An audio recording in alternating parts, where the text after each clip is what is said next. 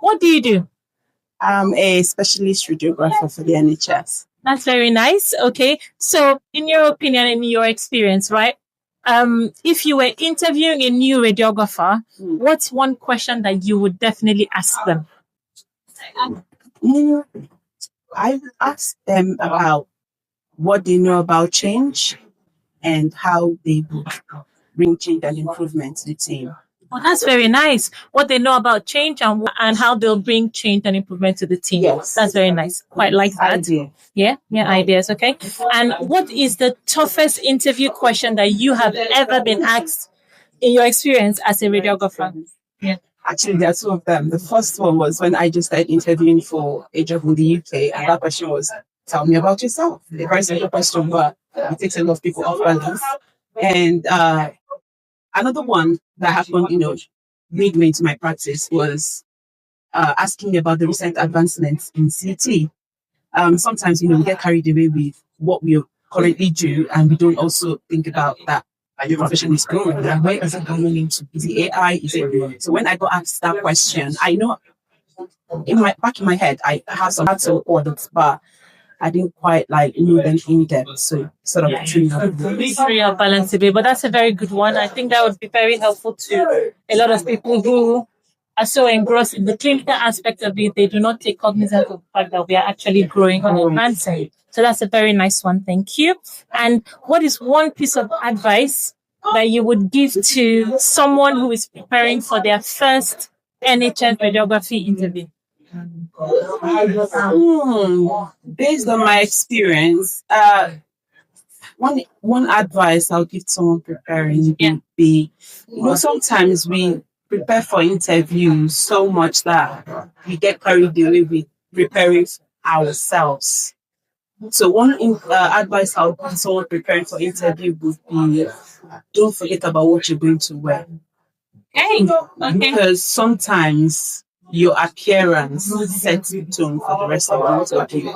So you need to think of what you want to wear, how you want to present yourself, and please eat and drink lots of water because you don't want to look stressed at an interview. So your looks as well matters as much as your intellect. So prepare yourself both physically and then mentally. That's a very unconventional answer. A lot of people talk about all the different things you should do as regards the actual technicalities of the interview. You are going a step further to say take good care of yourself even while you're preparing for the interview. So that's very nice. Thank you.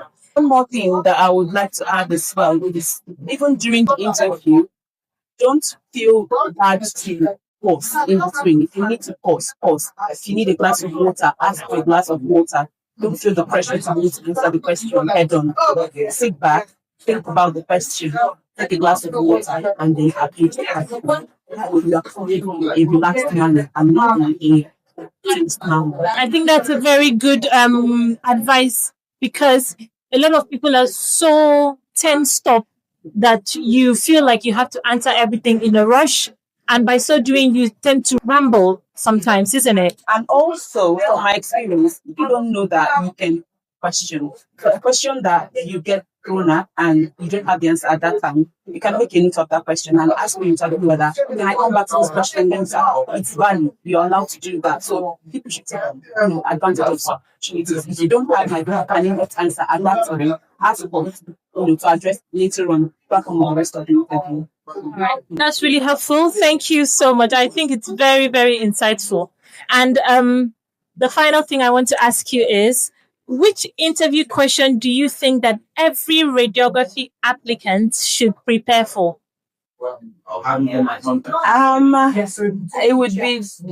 It would be tell us about yourself. It's a simple question, but that question, like I said earlier, sets the tone for the rest of the interview. It's either you get it right or you don't get it right. So if you get it right, it sort of boosts your confidence for the rest of the interview. And if you sort of struggle with it, you find out that the rest of the interview, you keep struggling. So it's sometimes the first question, sometimes it's at the end, but it sort of gives you that final boost that you need for that interview. So I feel like people need to prepare for it cannot underestimate that question. Because sometimes they think it's just telling us about what you've done, but it's not just about what you've done, it's about your history.